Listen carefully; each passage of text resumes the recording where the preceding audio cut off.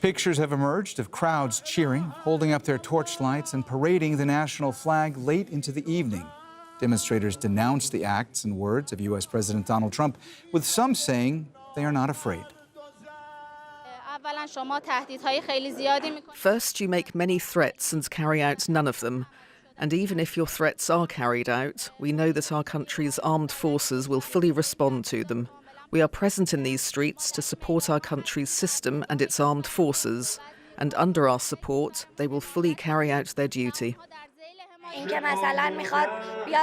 Trump said he would strike many of our power plants and our infrastructure. He said many strange things. He said he would come and take one of our islands, but none of his promises were fulfilled.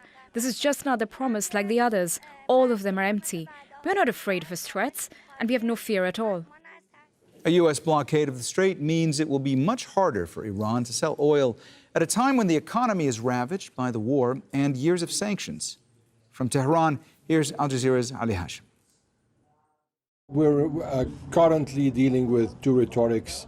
The Iranian rhetoric that stresses its defending itself against the American war, American-Israeli war, and the American rhetoric that's saying also, as we heard from Washington, that they're not going to accept that Tehran blackmails the war. But the issue right now is that the strait is closed. Regardless of who is closing the strait, whether it's the Iranian blockade or the American blockade, the strait is closed. And this will have serious implications on the global economy. Now, this plays into the hands of Tehran because this is what they wanted from the beginning when they started launching rockets and drones towards the Gulf countries and oil facilities, and later on closing the strait.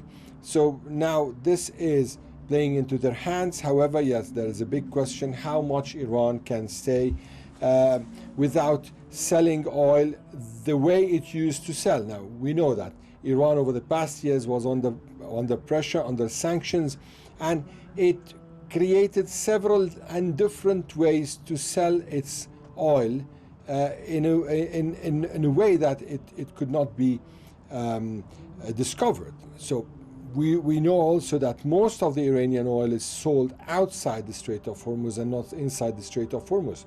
So now it's a matter of who shouts first, the Americans or the Iranians. There's a very strong possibility that there are going to be meetings on the expert level and that mediations are going on, especially from countries like Pakistan, Turkey, Egypt, and there are other mediators also that are in the middle of this process. Now, what we understood is that there are issues that could have been solved during the Islamabad talks.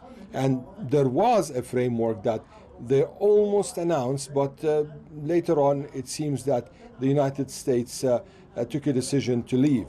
But now, given the fact that many interventions are going on, and there is actually a will from both the United States and Iran not to resume the war.